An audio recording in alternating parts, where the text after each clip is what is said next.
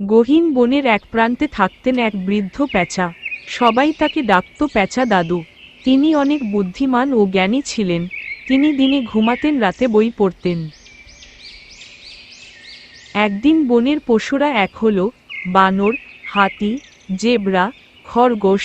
তারা বলতে লাগলো, আমরা যদি প্যাঁচা দাদুর মতো একটু জ্ঞানী হতে পারতাম। তখন তারা সিদ্ধান্ত নেয় তারা প্যাঁচা দাদুর কাছে শিক্ষা নেবে।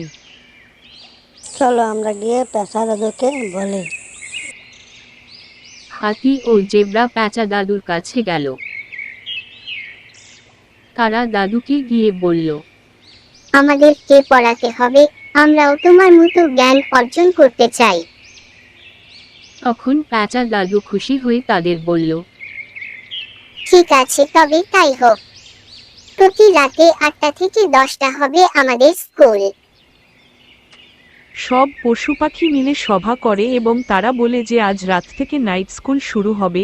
রাত 8টা থেকে 10টা পর্যন্ত চলবে আমাদের স্কুল।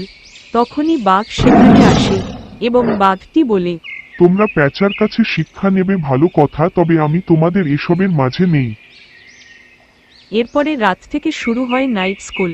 হরিণ শেখে সংখ্যা গুণা, খরগোশ শেখে ছড়া, হাতি শিখে বন জ্যামিতি। মাঝে মাঝে টিয়া এসে গানের ক্লাস নেয়। একদিন রাতে ক্লাস নেবার সময় জেব্রাটি ঘুমিয়ে পড়ে।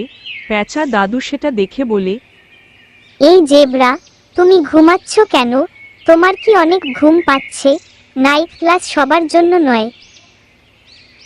তখন সবাই মিলে ঠিক করে দিনে হবে ছোটদের ক্লাস আর রাতে হবে বড়দের ক্লাস।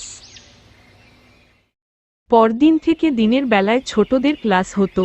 ছোটরা খুব আনন্দের সাথে প্যাঁচা দাদুর কাছ থেকে শিক্ষা নিত। ওইদিকে রাতের বেলায় বড়রা ক্লাস করত।